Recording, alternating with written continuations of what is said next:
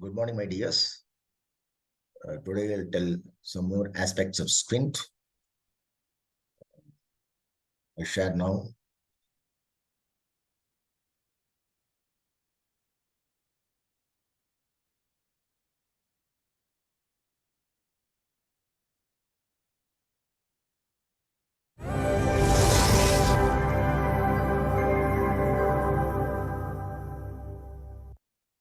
This is my third class. I hope you would have understood my previous classes.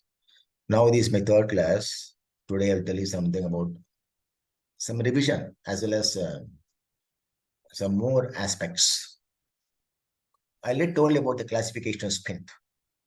We got concomitant squint and concomitant squint.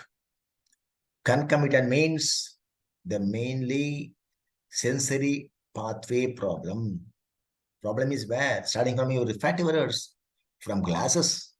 I told you, myopic patient can develop some squint, divergent squint, but hypermetropic patient can develop a convergent squint. That's what I told. So uncorrected refractive errors, or problem in the refractive errors, or problem in the media. If, for example, congenital cataract, they can develop squint if not corrected properly.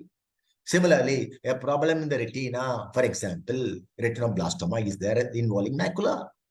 They can develop squint. These are all what? The afferent system problem is there. What's the important problem here now? Important aspect you're supposed to remember is only the afferent problem is there. The sensory problem is there, but the efferent system is normal. The motor system is normal. The movements are normal almost. Whereas concomitant squint, the impulse reaching my brain is okay. Only when I move the eyes, no problems, muscles problems.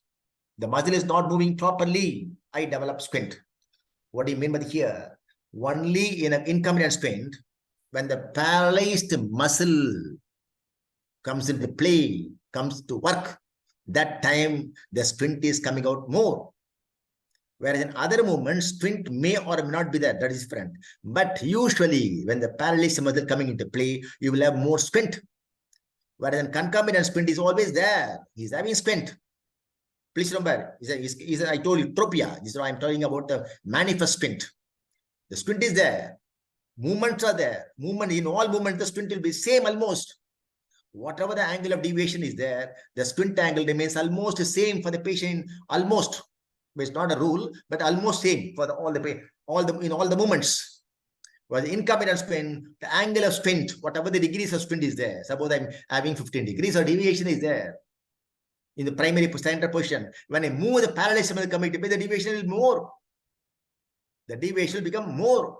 When a concomitant squint, suppose I'm having 15-degree deviation in primary straight positions, still the 15-degree may remain same in almost all movements. Of course, rare exceptions will be there, that is different. But just know this. In concomitant squint, whatever the angle of deviation you have found out remains almost same in all movements. Whereas in concomitant squint, the angle of squint will vary. It's a basic difference. Never forget. One more thing. That means I've got one test called cover uncover test and alternate cover test. What is cover and cover test? I'll show you here. Imagine now.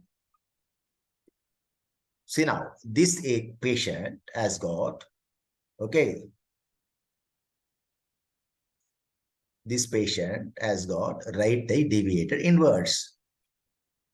The left eye is normal.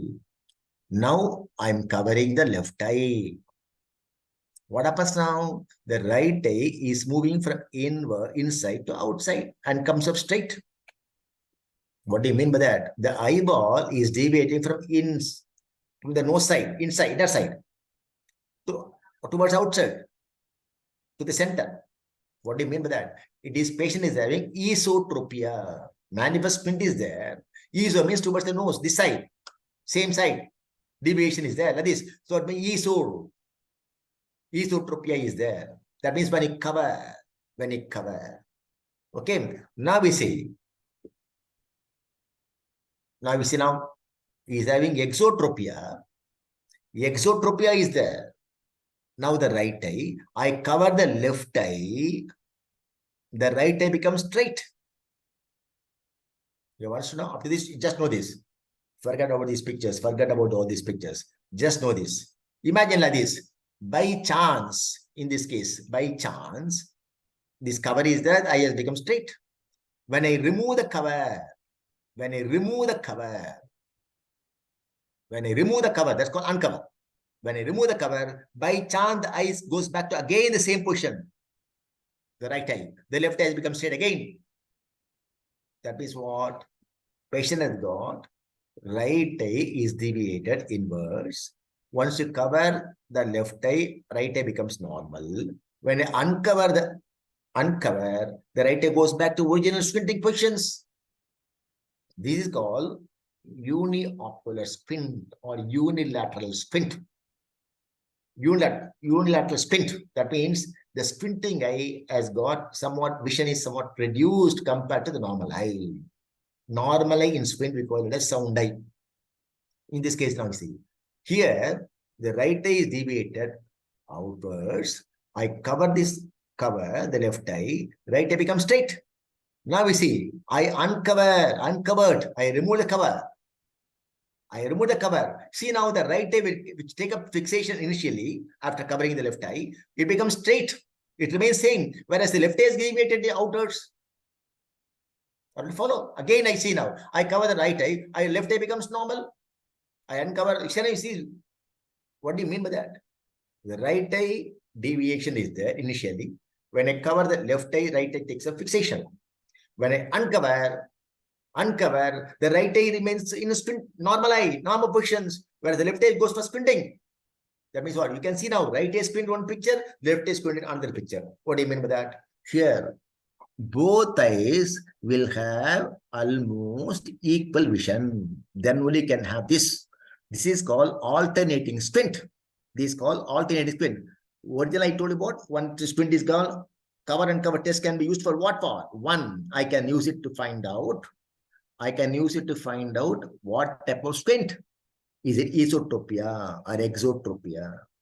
Number two, I can find out it is a unilateral squint or an alternating squint. When will you have alternating? Exam question. When will you develop alternating squint? Only when both eyes have almost equal vision. That way you can have alternating squint. These two important aspects of can be found out with a cover and cover test. There are so many things can be covered that is we can detect with a cover and cover test. I'll tell you some more. See now here, what happens now? The squinting eye is the right eye, the squinting eye. Right eye is the squinting eye. I covered. Now the left eye is a normal eye, sounding eye, is fixing somewhere. That means, see now, under the cover, the abnormal eye is deviating. Some deviation is squinting is there. The squinting angle. The squint angle suffered by the angular, whatever the deviation, suffered by the abnormal eye under the cover. When the normal eye is fixing, sound eye is fixing all. Primary deviation. Primary means abnormal eye deviation. Okay, abnormal eye deviation. When it gets deviated, you want to cover the eye. You have to cover. Always remember, primary deviation means deviation suffered by the abnormal eye. Abnormal eye can be concomitant squint or a paralytic squint. Anything. Paralyzed muscle, squint. That means what? Abnormal eye, when it is covered, the deviation suffered by the abnormal eye is called primary. Whereas, in this case, what now? You cover the normal eye. The sound eye is covered. The abnormal eye is supposed to fix. That means what? That is called secondary deviations. What is secondary deviations? Deviation suffered by the sound eye under the cover is called secondary deviations. Normal, I told you. Imagine now one case, a concomitant squint pillows. Is having squint is there, agreed. When you cover all these things, primary deviation, secondary deviations will be almost equal because there is no need for movements. The movements are normal, no need for extra energy. Whereas imagine now a case of incombinant squint, that is paralytic squint. Imagine, for example, my right eye is lateral expal seat. Now I cover my left eye. The right eye is going to fix. Because the paralyzed muscle is working now, it cannot move easily. It wants extra energy. The brain sends the extra energy. But what happens now? Both things are getting this extra energy. Because the right eye lateral, that means the left eye middle also will get the extra energy because these are yoke muscles. They're all called yoke muscles going together. What happens now here? The right eye, when it is asked to fix, the normal eye, the left eye is covered. The right eye wants to fix means it needs extra energy. That extra energy goes to my left eye also. So under the cover, the sound eye will deviate more.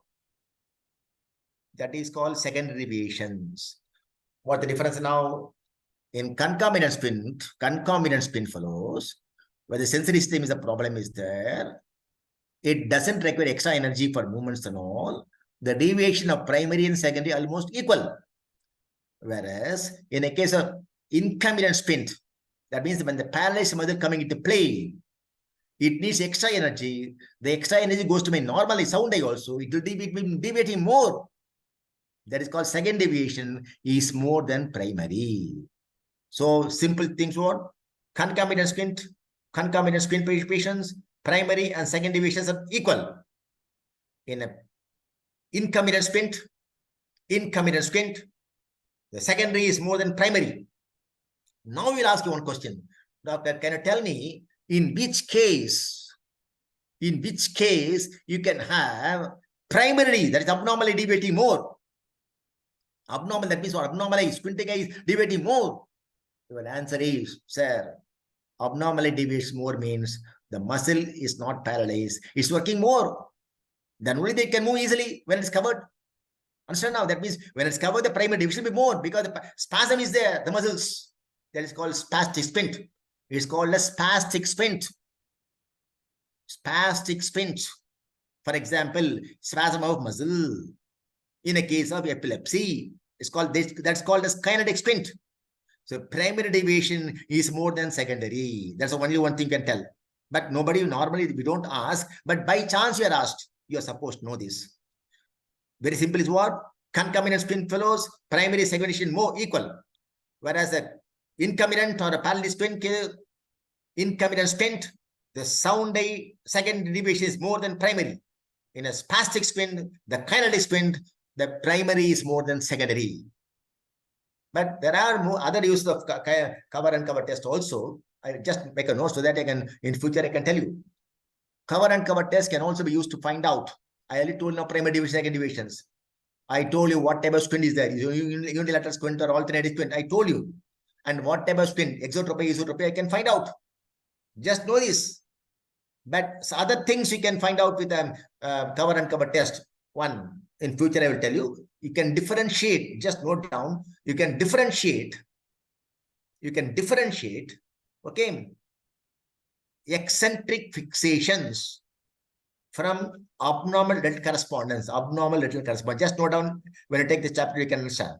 Just know that we got by cover test, you can find out is a case of eccentric, squint is there, eccentric fixation or abnormal delta correspondence. Number two, when I cover, suppose when I see the person is having eyes are looking straight only, something is having squint, okay, agreed. But there is no problem. Eyes are not oscillating. But when I cover one eye, the uncovered eye starts oscillating, nystagmus. That means what? Only when you cover one eye, you can bring out the nystagmus. It is called latent nystagmus. So by cover test, you can bring out the latent nystagmus also. That is classically seen in a case of infantile esotropia. That is can be seen in case of infantile esotropia patients. Whereas, one more thing I'll tell you. Suppose when I see the person, he's having some amount of nystagmus, some amount of oscillation is there, some amount. Okay, some amount of oscillation is there. But when I cover one eye, the oscillation amplitude is increasing.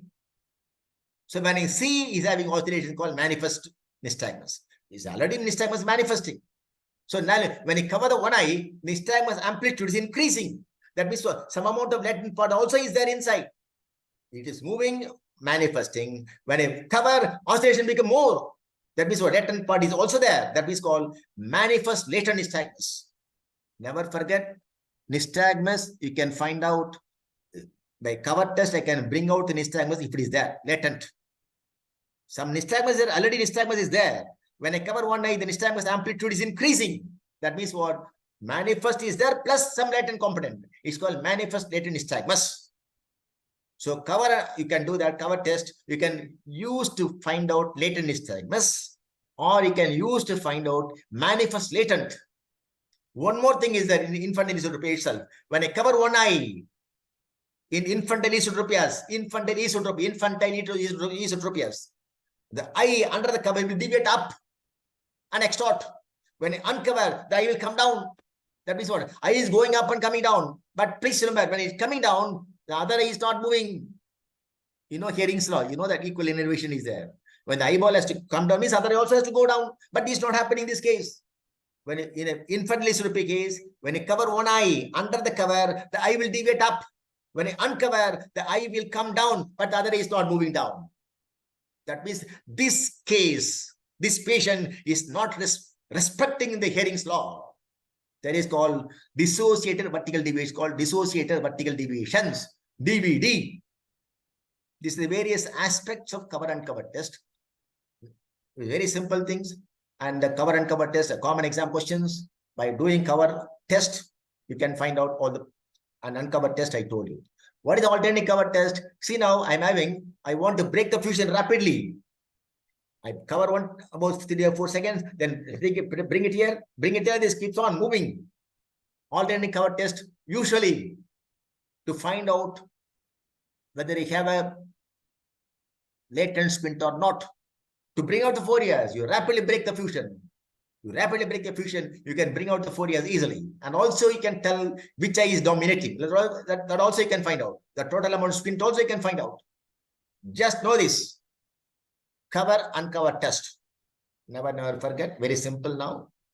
By cover and cover test, sir, I can find out what type of squint, sir. Is it esotropia or exotropia, sir? Is the unilateral squint or alternative squint, sir? I can find out primary deviation or second deviation, sir. From there, I can arrive at a conclusion. Is it a concomitant squint or an incombinant squint or a spastic squint?